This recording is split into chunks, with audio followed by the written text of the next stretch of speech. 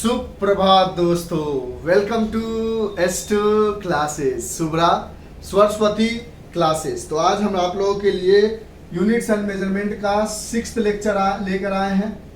Units and measurements का 6 lecture है और ये इसका लास्ट लेक्चर है फॉर दिस ईयर। स्टूडेंट जो अभी 11th में आए हैं और नेक्स्ट ईयर 11th का फाइनल का एग्जाम देंगे। और ये टॉपिक है हमारे पास एप्लीकेशन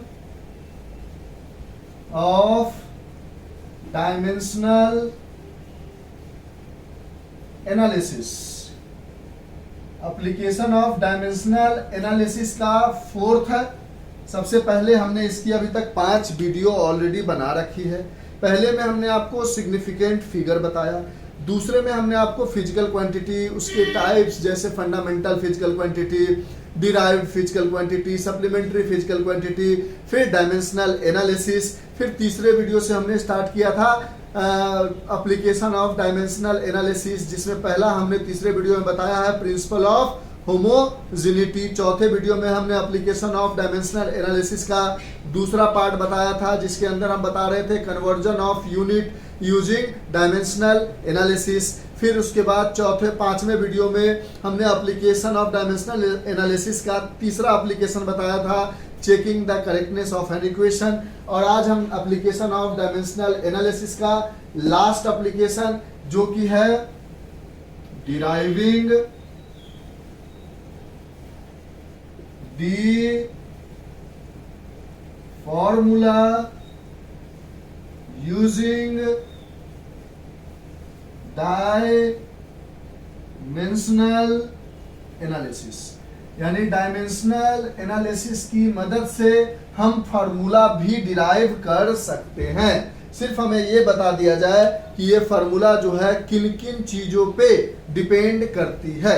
जैसे एक इंपॉर्टेंट क्वेश्चन जो हम शुरुआत में अपने मन से कराते हैं, उसके बाद एनसीईआरटी में एक क्वेश्चन दी गई है और बाहर से 4-5 क्वेश्चन लेकर आए हैं। जहां तक लगेगा कि अब आप समझ गए हो वहां तक इस टॉपिक को पढ़ाएंगे और उसके बाद एंड कर देंगे। और यहां तक अगर आप लाइन बाय लाइन सारी चीजें पढ़ लोगे तो 2022 में से लेकर 2023 में जो फाइनल देने वाले हो आप 11th का, उसके regarding units and measurement with NCERT question complete हो जाएगा। ये सारी चीजें समझ गए।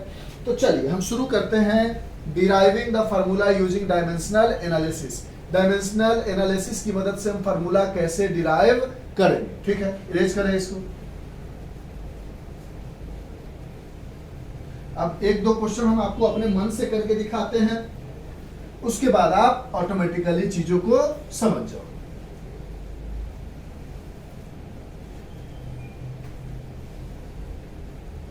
अगर हमने बोला, क्वेश्चन दिया पहला कि काइनेटिक एनर्जी के of a body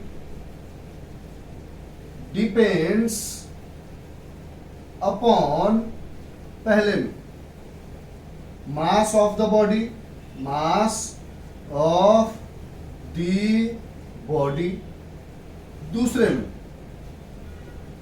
velocity of that body. हमने बोला आपको यह बता दिया गया है कि काइनेटिक एनर्जी किसी बॉडी का जो है वो उसके मास पे डिपेंड करता है और उस बॉडी के वेलोसिटी पे डिपेंड करता है। तो अब इन सब की मदद से डिराइव, या इसको ऐसे भी लिख सकते हैं deduce the relation between them. बताइए काइनेटिक एनर्जी और मास और वेलोसिटी के बीच में क्या रिलेशन होगा, यानी derive the formula of kinetic energy. तो सबसे पहला आपको सॉल्यूशन में काम ये करना है कि आपके पास कहता है kinetic energy K is directly proportional to mass of the body. तो m लिखो और इसके पावर में x कर दो, जो भी पावर में x फिर y फिर z देखते चलेंगे। फिर लिखो k directly proportional to velocity of the body, तो v के पावर में y। अगर कुछ और होता तो उसके पावर में z, कुछ और होता तो उसके पावर में कुछ अलग। यानी पहले के पावर में x, दूसरे के पावर में y, तीसरे के पावर में z, अगर चौथा चीज है तो उसके पावर में a b c कुछ भी दे देंगे। यहां से लिखेंगे हम काइनेटिक एनर्जी, काइनेटिक एनर्जी यहां से लिखेंगे काइनेटिक एनर्जी। जब ये प्रोपोर्शनैलिटी साइन हटाएंगे तो यहां पर एक प्रोपोर्शनैलिटी कांस्टेंट के आएगा जिसकी वैल्यू हमें नहीं पता है। बस कंडीशन ये है कि इस के की कोई डायमेंशन नहीं होनी चाहिए, ये के जो है वो डायमेंशन लेस होनी चाहिए। अगर इस के का कोई डायमेंशन हो गया, if there is a dimension of the proportionality constant, then we are not able to deduce the relation between the given formula।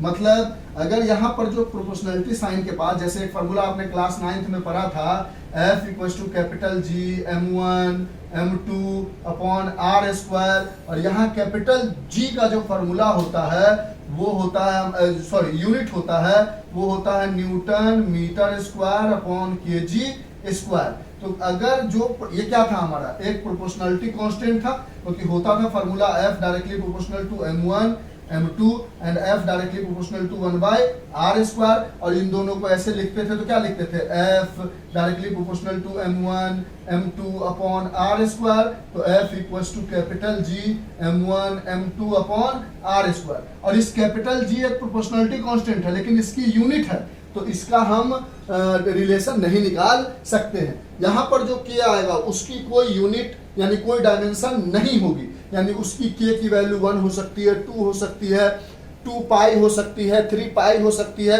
यानी कोई नंबर होगा तभी वो फॉर्मूला हम डिराइव कर पाएंगे। ये लिमिटेशन ऑफ डायमेंशन एनालिसिस में आ जाएगा। जितनी सारी चीजें बता रहे हैं आपको, जब भी फॉर्मूला डिराइव करने के लिए दिया जाएगा यूजिंग डायमेंशनल एनालिसिस, तो प्रोपोर्शनैलिटी साइन के बाद जो किया आएगा वो आप एज्यूम करके चलोगे कि डायमेंशन लेस है और ऐसा ही क्वेश्चन दिया जाएगा। ऐसा क्वेश्चन नहीं दिया जाएगा कि जिसमें जो प्रोपोर्शनैलिटी कांस्टेंट के लगा रहे हो वो डायमेंशन वाला होगा, उसका डायमेंशन कभी नहीं होगा। ठीक है, तो के यहां से m का पावर x v का पावर y, यहां तक बात समझ में आई। अच्छा, अब काइनेटिक एनर्जी, दुनिया का कोई भी एनर्जी क्या है, वर्क है। Work is the form of energy, work जो है एनर्जी के फॉर्म में होता है। तो वर्क के बारे में हम जानते हैं फोर्स इनटू डिस्प्लेसमेंट होता है। फोर्स होता है मास इनटू एक्सेलरेशन और डिस्प्लेसमेंट होता है मीटर। मास के लिए KG, acceleration is metre upon second square and metre is metre. यहां से KG metre square upon second square, यहां से मीटर मीटर मिलके मीटर स्क्वायर बन गया। तो m का पावर 1, l का पावर 2, t का पावर -2 आ गया। अब आपको काइनेटिक एनर्जी का डायमेंशन मिल गया, यहां लिख दो m का पावर 1, l का पावर 2, t का power -2 is equal to k का कुछ नहीं करना, को k डायमेंशन लेस है, के बस लिख के छोड़ देना है आपको। के की क्या वैल्यू होगी उससे भी आपको कोई मतलब नहीं है, क्योंकि हम जानते हैं डायमेंशन एनालिसिस की मदद से हम कांस्टेंट की वैल्यू नहीं निकाल पाते हैं। तो के को एज इट इज छोड़ दो, यहाँ पर इससे कोई लेना देना नहीं, बस लिख देना है आपको। यहाँ है मास, मास है केजी, मतलब मास का क्या होता है m, और m के पावर में आपने क्या रखा है x। इधर साइड वाला इरेज करें, कैसे हमने वर्क का यानी एनर्जी का, काइनेटिक एनर्जी का डायमेंशन निकाला, उससे कोई दिक्कत नहीं सर, समझाएंगे आराम से, घबराना मत। इस वाले पार्ट को इरेज कर देते हैं, ये सब ऑलरेडी आप कर चुके हो। तो यहां से हमारे पास मिला m के पावर में x, और वेलोसिटी के लिए क्या होता है मीटर अपॉन सेकेंड, यानी l अपॉन t के पावर में y। यानी सबसे पहले जिन जिन चीजों पे डिपेंड कर रहा है, अगर काइनेटिक एनर्जी मास पे डिपेंड कर रहा है तो डायरेक्टली प्रोपोर्शनल टू m का पावर x, फिर वेलोसिटी पे डिपेंड कर रहा है तो kinetic energy is directly proportional to v का power y, kinetic energy equal to k m का पावर x v का पावर y लिख लिया। अब काइनेटिक एनर्जी का डायमेंशन आपको पता होना चाहिए, ऑलरेडी पढ़ चुके हो।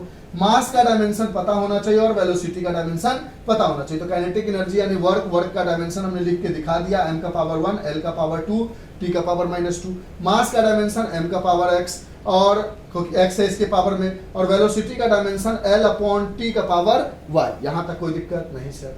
यहां से लिखोगे m का पावर 1, l का पावर 2, t का पावर -2।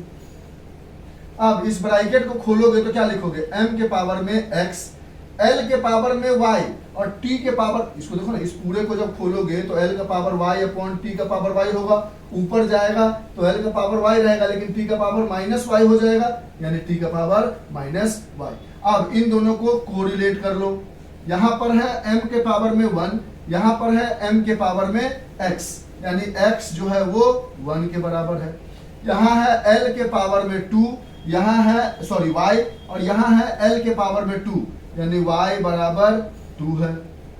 यहाँ है y के पावर में -2, और यहाँ है t के पावर में -y, और यहाँ है t के पावर में -2, यानी -y बराबर -2, माइनस माइनस कट गया, यानी y बराबर 2 आ गया। अब जो फॉर्मूला बनाए थे, काइनेटिक एनर्जी बराबर k, m की जगह m, और x का जो वैल्यू आया 1, और v की जगह v, और y का जो वैल्यू आया 2, यानी kinetic energy equals to k m v square. अब किसी किसी को पता है कि k की वैल्यू यहाँ पर 1/2 होती है, तो वो थोड़ा आगे बढ़ के लिख सकता है हाफ m v स्क्वायर। ये आ गया फॉर्मूला। लेकिन अगर आपको नहीं पता है तो आप यहीं तक छोड़ दो, kinetic energy equals to m k m v square. अगर पता है तो आगे लिखो, नहीं तो यहाँ तक भी आपको फुल मार्क्स मिल जाएगा। तो देखो, हमें सिर्फ ये बताया गया था कि काइनेटिक एनर्जी मास पे डिपेंड करता है और वेलोसिटी पे डिपेंड करता है। डिराइव करते करते हमने ये पता लगा लिया कि काइनेटिक एनर्जी मास के पावर 1 पे डिपेंड करता है और वेलोसिटी के पावर 2 पे डिपेंड करता है, जो k mv स्क्वायर आता है, और k की जगह 1/2 होता है। याद करो 9th क्लास, तो kinetic energy equals to half m v square, यही फॉर्मूला होता है। हाँ सर, सही कह रहे हो। तो k मन है तो वैल्यू डालो, नहीं मन है तो यहाँ तक भी छोड़ दो, आपका आंसर करेक्ट हो जाएगा। ठीक है, इसको लिख लो। एक और क्वेश्चन अपने मन से कराते हैं, फिर बुक के क्वेश्चन पे आ जाएंगे। इरेज करें, कर दो सर। तो धीरे धीरे कोशिश करोगे तो ये टॉपिक आसान हो जाएगा, समझ में आने लगेगा। अब एक फॉर्मूला आपने पढ़ा है, बड़ा ही इंपॉर्टेंट है, ये सब जगह इस्तेमाल होता है, F इक्वल्स टू ma, पढ़ा है आपने?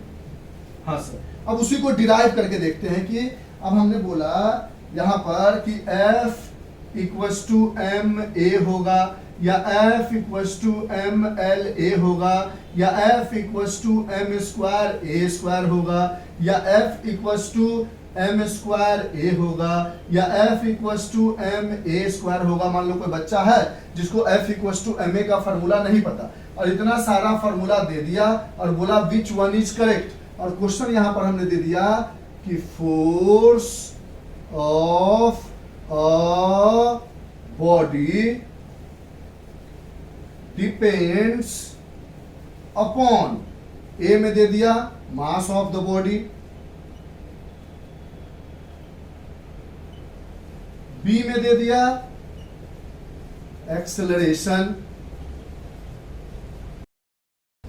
ऑफ द बॉडी, और डी में सी में दे दिया लेंथ ऑफ द बॉडी, या ऑब्जेक्ट, बॉडी लिखो या ऑब्जेक्ट लिखो, एक ही चीज है, लेंथ ऑफ द ऑब्जेक्ट या बॉडी। यहां से अब एक बात का ध्यान रखना है, क्या ध्यान रखना है कि सिर्फ इस क्वेश्चन को देख के मत बता देना कि F जो है वो मास पे डिपेंड कर रहा है, एक्सेलरेशन पे डिपेंड कर रहा है, लेंथ पे डिपेंड कर रहा है, यानी MLA जैसा कुछ होगा। नहीं, पहले डिराइव करो। ये क्वेश्चन दे दिया, हो सकता है इसमें कुछ ऐसी चीज दी गई हो जिसपे डिपेंड ही नहीं करता हो, फिर भी दे दिया तो ऑटोमेटिकली रिमूव हो जाएगा।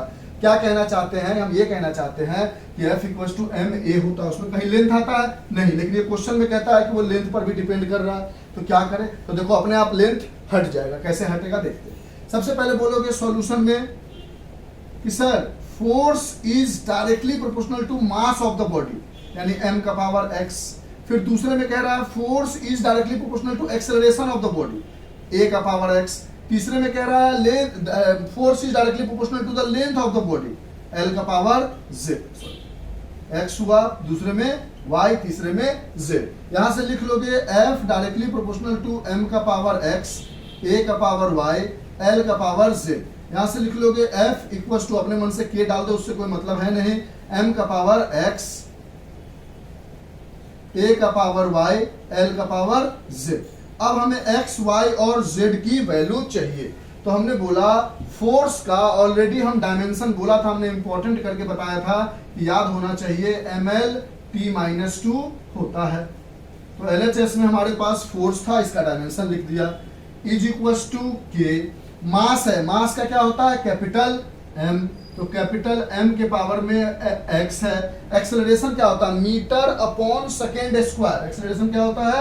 मीटर अपॉन सेकेंड स्क्वायर, यानी L अपॉन टी का पावर 2, और इसके ऊपर में क्या है? y है। और लेंथ, लेंथ क्या होता है? L, और L का लेंथ क्या होता है? मीटर, और मीटर का क्या होता है? L, यानी L के पावर में Z आ गया। कोई दिक्कत? फोर्स का लिखा डायमेंशन, फिर K लिखा, फिर मास था M के पावर में x है, एक्सेलरेशन है L अपॉन टी के पावर में y है, लेंथ है L के पावर में z है। यहां तक कोई दिक्कत है? नहीं सर। अब यहां से बोलोगे m का पावर 1, L का पावर 1, t का power -2 equals to k, m के पावर में x हो गया, ये हो गया L के पावर में y, ये L अपॉन टी स्क्वायर के पावर में अगर y है तो इसको लिखोगे ना L के पावर में y अपॉन टी के पावर में 2y, और ऊपर जाएगा तो L के पावर में y, t के पावर में -2y हो जाएगा, यानी t के पावर में -2y, और ये वाला हो गया, ये हो गया, बचा हुआ है L के पावर में z। यहां से बोलोगे m का पावर 1, L का पावर 1, t का पावर -2 इज k, m के पावर में x, और L के पावर में एक जगह y भी है और L के पावर में एक जगह z भी है, यानी L के पावर में y प्लस z, और t के पावर में -2y। यहां से m के पावर में 1, m के पावर में x, तो x बराबर 1, L के पावर में y प्लस z, L के पावर में 1, तो y plus z is equal to 1। अब यहां से कोई वैल्यू निकल नहीं पा रहा। t के पावर में -2y, t के पावर में -2, यानी -2y equals to -2, minus minus cut गया, y equals to 2 upon 2 that is 1, यानी y की वैल्यू आपको ये इरेज कर दे, यानी यहां से आपको y बराबर भी मिल गया 1। अब y की जगह 1 डालो तो 1 plus z is equals to 1, तो z इज इक्वल्स टू 1, और वो 1 उधर जाएगा तो -1 बराबर 0, यानी z इज इक्वल्स टू मिल गया आपको 0। फार्मूला आया था ये, अब इसमें पुट करो तो आप बोलोगे f equals to k, m के पावर में x, और x कितना है 1, तो m के पावर में 1, a के पावर में y, और y कितना है 1, तो a के पावर में 1, l के पावर में z, और z कितना है 0, तो l के पावर 0, और anything to the power 0 is 1, यानी l के पावर में 0 की वैल्यू हो गई 1, तो f equals to k m a मिल गया, और k की वैल्यू 1 होती है, जो नहीं जानता वो यहीं तक छोड़ देगा, जानता है थोड़ा आगे बढ़ा लेगा, और f equals to m a आ गया, यानी लेंथ पर डिपेंड नहीं कर रहा था तो ऑटोमेटिकली वो रिड्यूस होके हट गया, यानी कुछ भी दिया गया हो ऑटोमेटिकली x y z की वैल्यू निकालो, यहाँ जो बनाया वहां डालो, जो ओरिजिनल फार्मूला है वो बन के आ जाएगा, सिर्फ k की वैल्यू आप पता नहीं कर सकते हो। लिखो इसको, समझ में आई बात? यानी इन सब में से पहला वाला करेक्ट है। लिख लो, समझ, धीरे धीरे आपको सारी बातें समझ में आ जाएगी, तो घबराने की जरूरत बिल्कुल नहीं है, इसलिए हम आपको धीरे धीरे चल रहे हैं। ठीक है, इरेज करें, लिख लो। लिख लिया सर, पक्का इरेज करें? हाँ सर कर दो, अगर आपका मन है तो आप कर सकते हो, पक्का ना? हट जाना थोड़ा सा, चलो ठीक है। अब मान लो हम आप एनसीईआरटी के क्वेश्चन को उठाते हैं।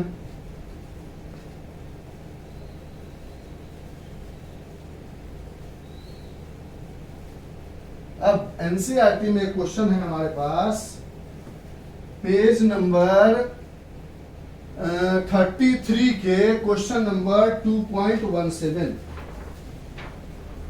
पेज नंबर 33 का क्वेश्चन नंबर 2.17। एनसीईआरटी में एक ही क्वेश्चन था, वी इंटेक एग्जाम्पल में, तो हमने सोचा कि एक दो अपने मन से ही बता देते हैं और एक दो हम लिख कर आए हैं वहां से भी बता देंगे। अब इसमें कहता है considered a simple pendulum, consider कर लो कि एक सिंपल पेंडुलम है, ऐसा होता है पेंडुलम, यहां से इधर आता है। इतना डिटेलिंग आपको नहीं करना है, हम समझाने के लिए बता रहे हैं इसलिए डिटेलिंग करते रहे, आपको सिर्फ ध्यान रखना है कि कैसे डिपेंड करता है। Having a bob attached to a string that oscillates under action of force of gravity, earth के ग्रेविटी के अकॉर्डिंग ये घूम रहा है। Suppose that the period of the oscillation, यानी कह रहा है पीरियड मतलब कौन सा period? Time period of oscillation of simple pendulum depends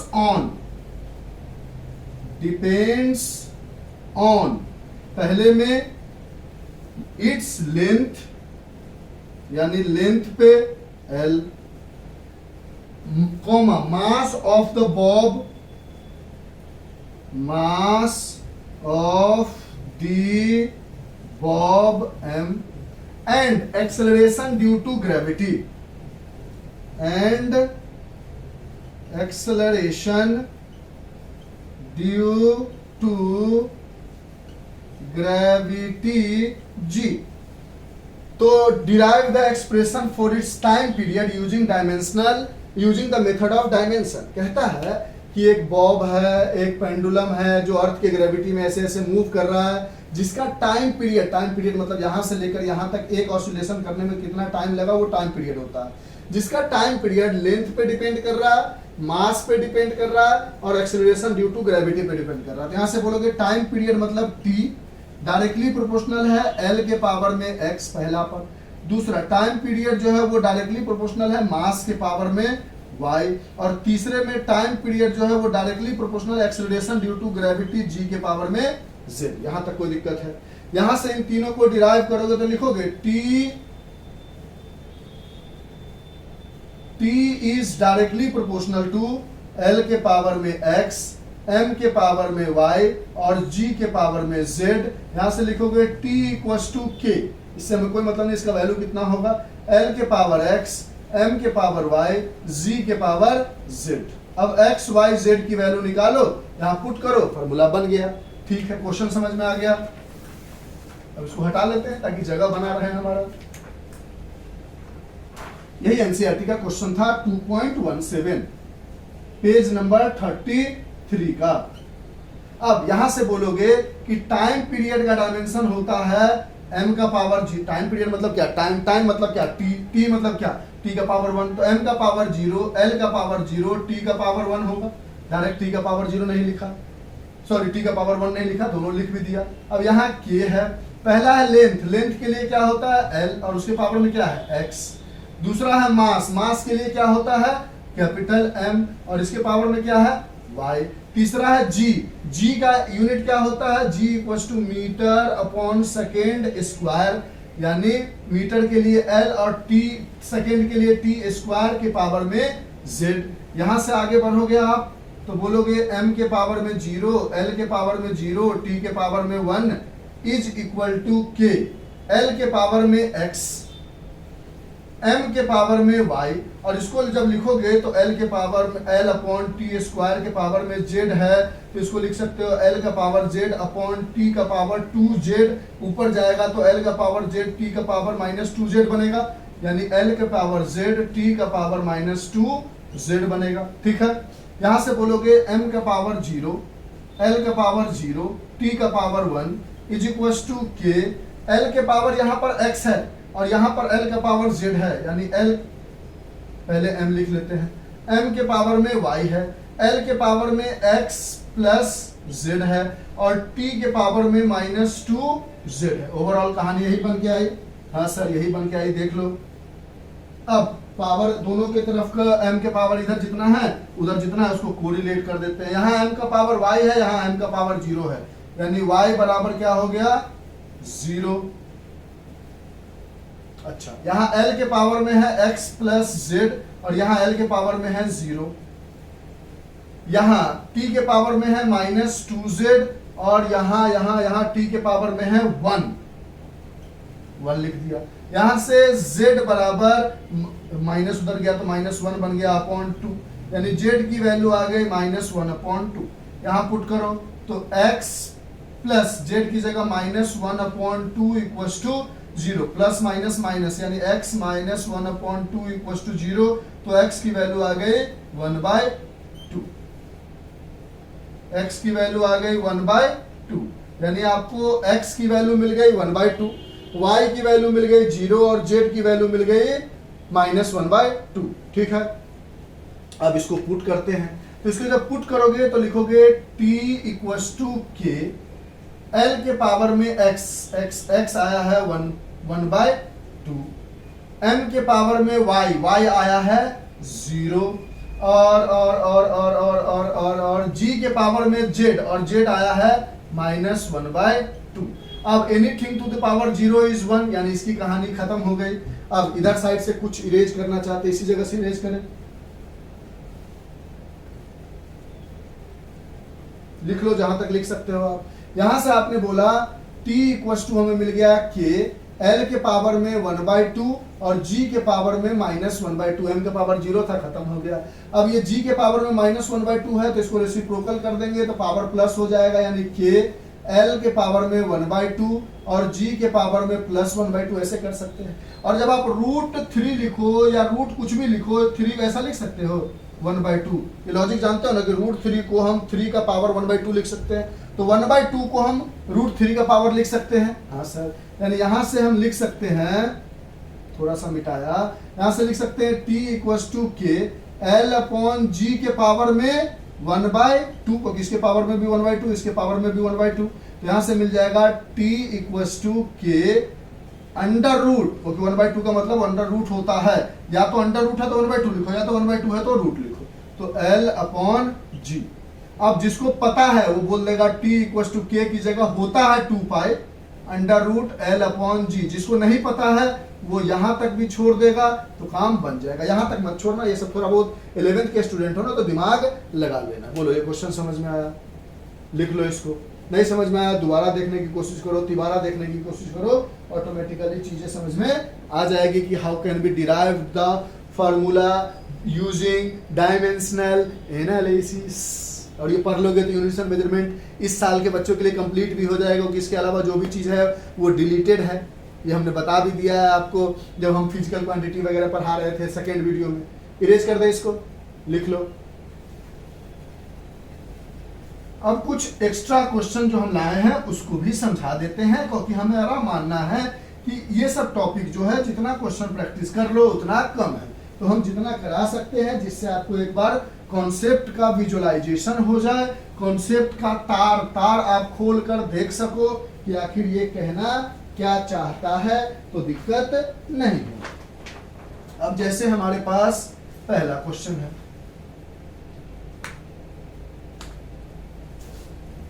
कहता है using the method of dimension derive an expression for centripetal force acting on a particle of mass moving with velocity v in a circular of radius r। यानी हमारे पास एक है centripetal force, कोई भी force है तो फोर्स ना F, जो कि डिपेंड कर रहा है किस किस पर। पहला चीज मास, पार्टिकल ऑफ मास यानी मास पे m, दूसरा चीज मूविंग विथ वेलोसिटी यानी दूसरी चीज वेलोसिटी पे v, और तीसरी चीज किस पे R circle of radius, radius R पे डिपेंड कर रहा है। एक सेंट्रीपिटल फोर्स है, मूव कर रहा है कुछ सेंटर में, सर्कुलर के रीजन में ऐसा कुछ होता है, क्या होता है उससे मतलब है नहीं, इसका रेडियस आर है, वेलोसिटी v से मूव कर रहा है, मास m है, तो बताओ इस पे कितना फोर्स लग रहा होगा, उसका सेंट्रीपिटल फोर्स का फॉर्मूला क्या होगा। ठीक है, लेकिन हमें ये पता चल गया क्वेश्चन से कि फोर्स जो है मास पे, वेलोसिटी पे और रेडियस पे डिपेंड कर रहा है। तो यहां से हम कहेंगे F directly proportional to mass के पावर में x, F directly proportional to velocity के पावर में y, and F directly proportional to radius के पावर में z। यहां से बोलेंगे F directly proportional to m के पावर x, v के पावर y, r के पावर z। यहां से बोलेंगे F equals to k, m के पावर x, v के पावर y, r के पावर में z। अब आगे बढ़ते हैं और हम इसके डेरिवेशन को करने की कोशिश करते हैं कि आखिर पूछ क्या रहा है। यहां से बोला फोर्स का डायमेंशन बच्चा को पता है mL/t-2, अगर नहीं पता है तो ये पता करके रखना है, is equal to k, question हटा देते हैं,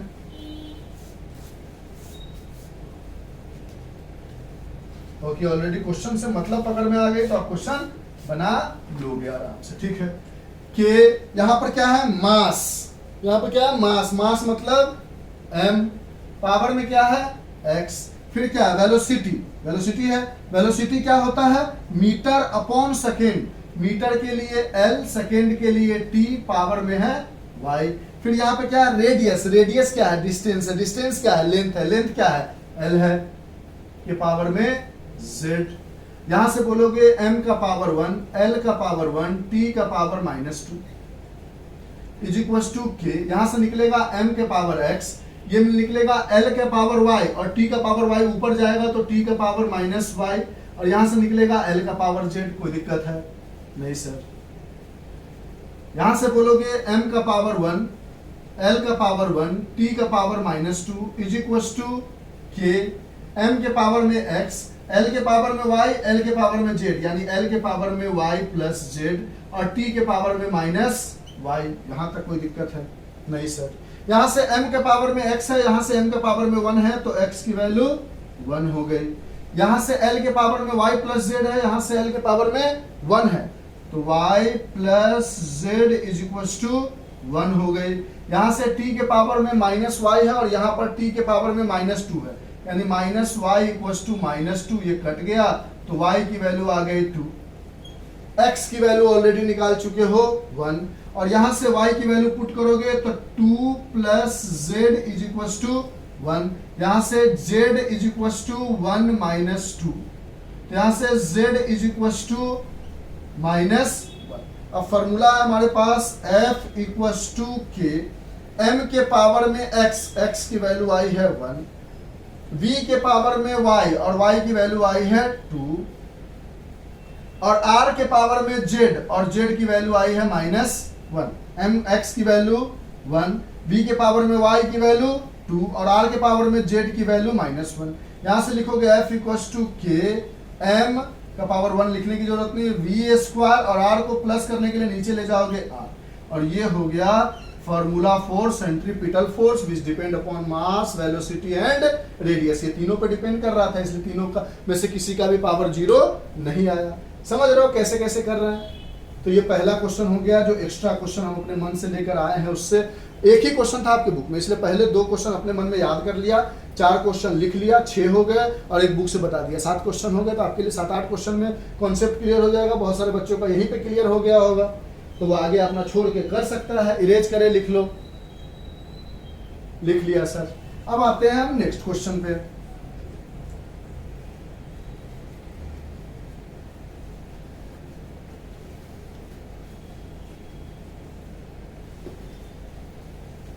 नेक्स्ट क्वेश्चन में हमारे पास कह रहा है, सेकेंड वाले क्वेश्चन में, कि the velocity v of a sound through a medium may be assumed to depend upon, यानी हमारे पास एक वेलोसिटी v है of a sound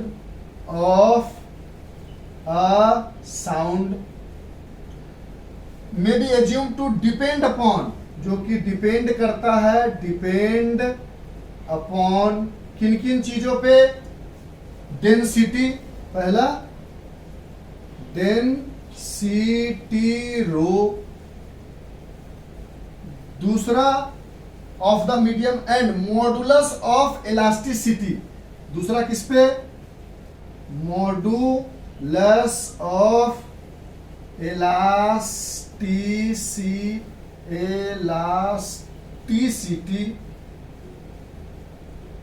modulus of elasticity of medium E पे डिपेंड करता है। ठीक है, कहता है वेलोसिटी जो है ऑफ अ साउंड वो डिपेंड करता है डेंसिटी पे, और मॉडुलस ऑफ इलास्टिसिटी ई पे डिपेंड करता है। तो वेलोसिटी का सब कोई जानता है। यहां से सबसे पहले क्या लिखोगे सॉल्यूशन में, घबराने की जरूरत नहीं है। v directly proportional to rho का power x, and v directly proportional to modulus of elasticity का पावर y। यहां से v directly proportional to rho का पावर x, e का पावर मॉडुलस ऑफ इलास्टिसिटी का power y, v equals to k, rho का power x, e का power y। अब यहां से हमें x और y की वैल्यू निकालनी है। सबसे टफ काम कि किसका क्या यूनिट होता है, मॉडुलस ऑफ इलास्टिसिटी तो कभी सुना ही नहीं, तो इसका यूनिट होता है newton upon metre square. Modulus of elasticity and stress है शायद, हाँ, एंड स्ट्रेस दोनों का यूनिट सेम होता है न्यूटन अपॉन, ये एग्जाम में दिया जाएगा, घबराने की जरूरत नहीं है, एग्जाम में दिया जाएगा, ठीक है। डेंसिटी होता है, अब ये सब नहीं दिया जाएगा, डेंसिटी सब जानता है कि ये होता है मास अपॉन वॉल्यूम, ठीक है। और वेलोसिटी होता है मीटर अपॉन सेकेंड, ये बात जानते हो। अब क्वेश्चन को यहां से बनाना शुरू करो, यहां से बोलोगे वेलोसिटी होता है मीटर अपॉन सेकेंड, यानी L अपॉन टी के हो गया, L upon T is equal to K, question हटा देते हैं, जो एक्स्ट्रा नाम हमने दिया modulus of elasticity newton upon metre square, ये आपको एग्जाम में लिख के देगा, इसलिए घबराने की जरूरत नहीं है। ये होता है मास अपॉन वॉल्यूम, यानी m अपॉन वॉल्यूम क्या होता है, L into B into H, और L into B into H तीनों लेंथ है, यानी L का क्यूब, यानी m L पावर -3। न्यूटन क्या होता है, kg metre upon second square, mass into acceleration, और नीचे में ऑलरेडी मीटर स्क्वायर है, तो इस मीटर ने इस मीटर को मारा, और ये क्या आ गया kg मीटर के पावर में -1, सेकेंड के पावर में -1 -2, जिसको आप लिख सकते हो m L के पावर में -1 t के पावर में -2। अब यहां से बोला k और L अपॉन t को आप डायरेक्ट चाहो तो ऐसा लिख सकते हो L t -1, तो ये वेलोसिटी का लिख दिया, k की जगह k लिख दिया, रो की जगह हमने लिख दिया m L के पावर में -3 और इसके पावर में है x। मॉडुलस ऑफ इलास्टिसिटी की जगह हमने लिख दिया m L के पावर में -1 t के पावर में -2 और इसके पावर में है 1। अब ब्रैकेट को खोलो, L के पावर 1 t के power -1 is equal to k, ये हो जाएगा m का पावर x, L के पावर -3x, ये हो जाएगा ना x, ये इसमें किया हमने m का पावर x, L का पावर -3x, इसमें आओगे तो m का पावर y, L का पावर -1y, t का पावर -2y, ये पूरा आया बन के। अब इसमें m यहाँ भी है, m यहाँ भी है, तो L का पावर 1, और यहाँ पर m नहीं है तो m का पावर 0 रहा होगा, L का पावर 1, t का पावर -1 इज k, यहाँ पे मिला m का power x plus y, L यहाँ भी है, L यहाँ भी है, यानी L का पावर -3x -y, और t एक जगह है, t का पावर -2y। यहाँ तक लिखो, अब इक्वेट करेंगे और हम इक्वेशन को सॉल्व करेंगे। अभी हम ये क्या इरेज करें, इसमें से क्या इरेज करें, क्या इरेज करें, ये इरेज कर देते हैं। ये जो डाटा हमने लिखा है जल्दी से लिख लो, कंफ्यूज बिल्कुल नहीं करना, जल्दी से लिखो, फास्ट लिख लिया, इरेज कर दे ऊपर वाला पार्ट, थोड़ा सा कर दो सर, ये पूरा इरेज कर देते हैं, यहाँ तक कर दिया ना, ये वाला इरेज कर देते हैं जो क्वेश्चन दिया गया था। अब हम फार्मूला डिराइव करके देखते हैं। अब यहां से हमने बोला कि हमारे पास m का पावर x प्लस वाई है और m का पावर 0 है, तो पहली चीज मिली x plus Y equal to 0। यहाँ पे बोला L के पावर में है -3x -y, यही है ना, हाँ, और यहाँ पर है L के पावर में 1, तो ये दोनों इक्वल हो गए, और यहाँ है t का पावर में -2y, और यहाँ है t का पावर में -1, माइनस कट गया तो y बराबर आ गया 1/2। यहाँ पर y की वैल्यू डालोगे तो x प्लस 1/2 बराबर 0, तो x बराबर -1/2। अब हमें x और y की वैल्यू चाहिए थी, ऑलरेडी मिल चुकी है, इस इक्वेशन को देखने की जरूरत नहीं। अगर मान लो इस इक्वेशन से ना करके y की वैल्यू यहाँ पुट करते फिर भी सेम आता, देख लो करके, -3x माइनस y की जगह 1/2 इज 1, ये 1/2 को उधर ले जाते हैं तो -3x is equal to 1 plus 1/2, nothing is there, 1 is there, इसको ऐड करोगे तो 2 इज द एलसीएम, 2 प्लस 1 दैट इज 3/2 आएगा, ठीक है। यहाँ से मिलेगा -3x इज इक्वल टू 3/2, ये 3 और 3 मर जाएगा, बचेगा 1, तो x माइनस को उधर ले जाओगे तो -1/2, कहीं से भी आप वैल्यू निकालोगे x की वैल्यू सेम आएगी, आप पुट कर दो। तो आपने बोला आपके पास फॉर्मूला है v equal to k, rho का पावर x और रो का पावर क्या है -1/2, मॉडुलस ऑफ इलास्टिसिटी का पावर y और y का वैल्यू क्या है e/1/2। अब माइनस को प्लस करने के लिए नीचे करोगे तो v equal to k, e का पावर 1/2 अपॉन रो का पावर 1/2, जिसको लिख सकते हो k e अपॉन रो का होल पावर 1/2। और इसको लिख सकते हो v इक्वस टू के अंडर रूट, क्योंकि 1/2 को अंडर रूट अभी भी लिखा है e अपॉन रो, और ये फॉर्मूला हो गया velocity of a sound which depend upon the density and modulus of elasticity of medium. समझ में आ रहा है चीजें, इजी हो रही है, लिख लो लिख लो, फास्ट लिखो, कंफ्यूज नहीं करना है। 40 मिनट हो चुका है, इसको हमें जल्दी खत्म करने का सोचा था, लेकिन कोई बात नहीं, देर का काम शैतान का, भाई काम अच्छा होना चाहिए, क्या समझ में आना चाहिए। इरेज करें, पक्की वाली बात कर दो सर। अब आते हैं हम इसके थर्ड पार्ट पे।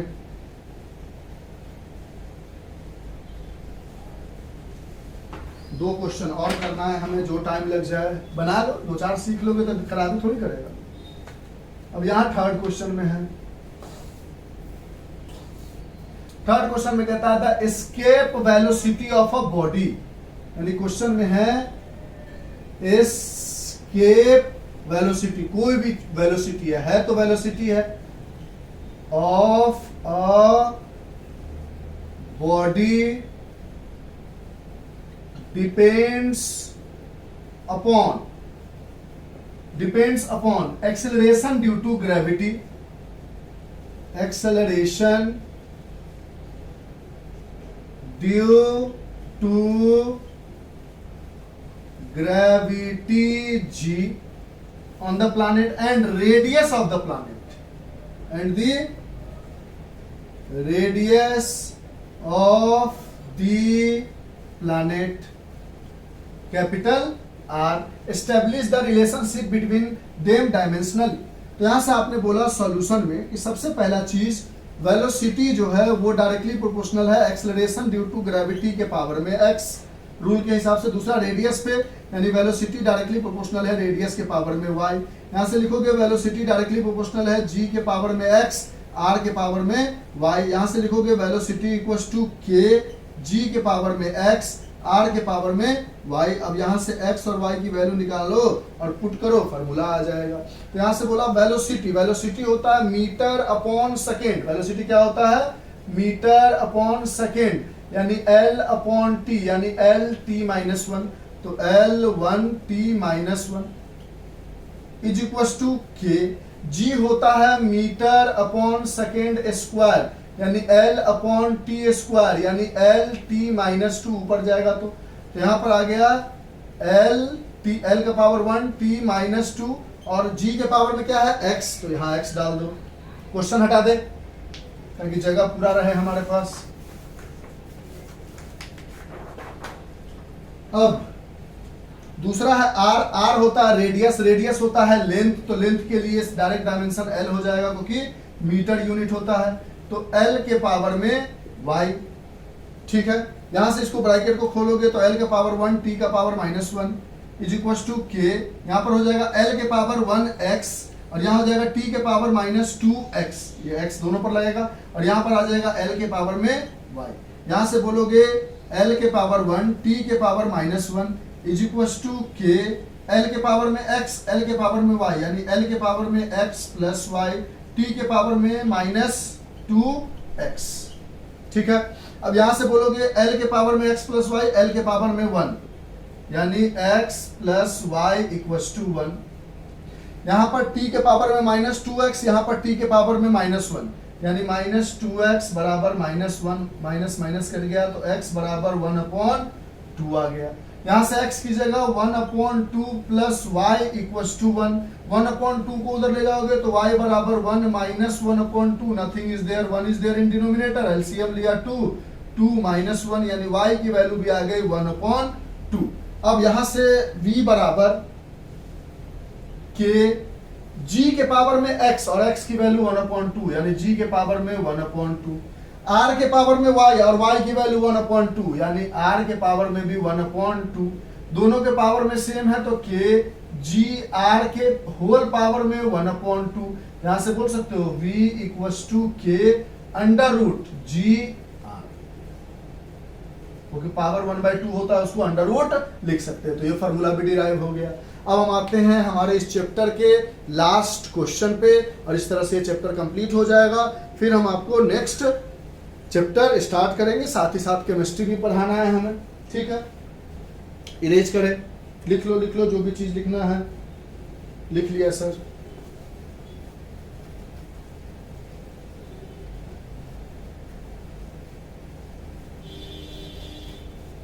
तो अब आपको कॉन्सेप्ट थोड़ा बहुत भी क्लियर हुआ होगा। अगर आप अच्छे से देख रहे होंगे तो हमें लगता है 90% कॉन्सेप्ट क्लियर हो गया। बाद बाकी 100% दुनिया में कोई चीज नहीं होती। डिटॉल का भी प्रचार देखते होंगे आप टीवी पे, तो उसमें भी पूरा जर्म्स को नहीं मारता, एक जर्म्स को छोड़ देता है, तो 100% कोई नहीं कह सकता। कहता है the coefficient of viscosity N of a gas depends. अब ये 4th क्वेश्चन में है, कोएफिशिएंट ऑफ विस्कोसिटी, ऐसे लिखते हैं N, coefficient of viscosity N of gas depends upon, क्या होता है कोएफिशिएंट ऑफ विस्कोसिटी का यूनिट बताएंगे, डिपेंड्स अपॉन द मास, यानी mass m, the effective diameter, effective diameter d, and the mean speed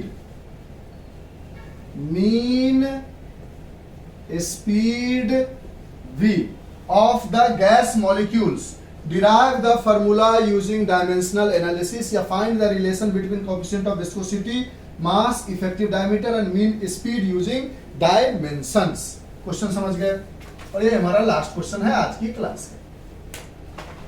अब यहां पर सबसे पहले कोएफिशिएंट ऑफ विस्कोसिटी को समझते हैं। क्या समझते हैं?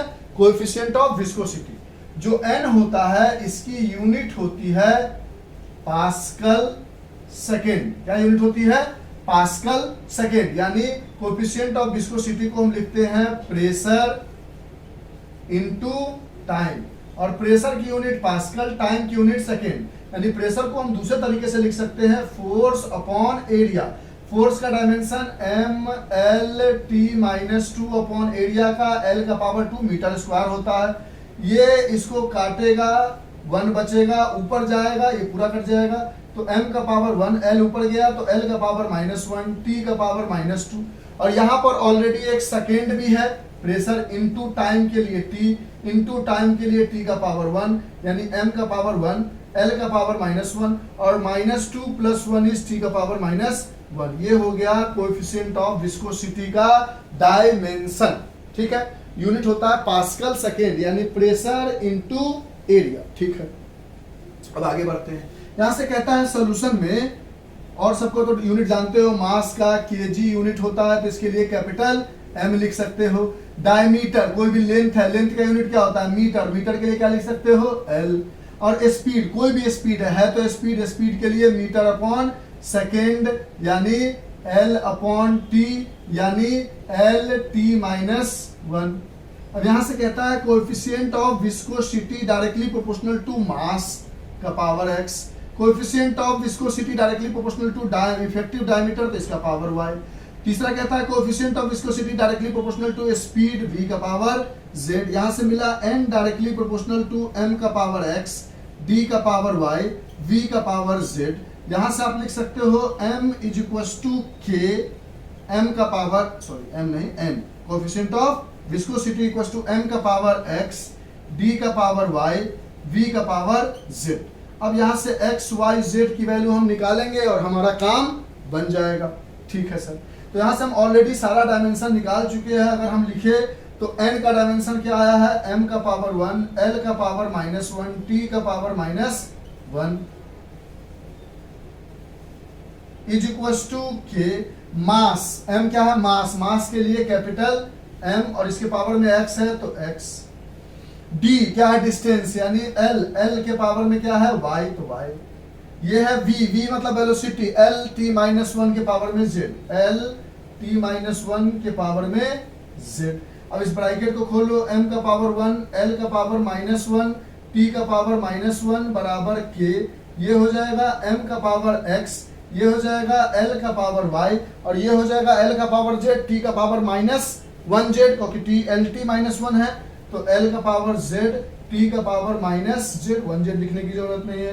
यहां से मिलेगा m का पावर 1, l का पावर -1, t का पावर -1 इज इक्वल टू के, m के पावर में x, l के पावर में y और l के पावर में z, यानी l के पावर में y प्लस z और t के पावर में माइनस z। यहां से बोलोगे m के पावर में x, m के पावर में 1, यानी x की वैल्यू 1 आ गई, इसमें कोई दिक्कत नहीं। l के पावर में y प्लस z, l के पावर में -1, यानी y plus z is equal to -1। यहाँ पर t के पावर में -z, t के पावर में -1, तो -z is equal to -1 cut गया, तो z की वैल्यू आ गई 1। यहाँ पर अगर 1 डालोगे तो y प्लस 1 बराबर -1, दैट इज y बराबर -1, 1 उधर जाएगा तो -1, यानी y बराबर -2। यानी यहां से मिला x बराबर 1, z बराबर 1, 1 डाला उधर गया तो -1 -2 हो गया, y बराबर -2 मिल गया। फॉर्मूला था हमारे पास n इज इक्वल टू के, m के पावर x की जगह 1, d के पावर y की जगह -2 और v के पावर z की जगह 1।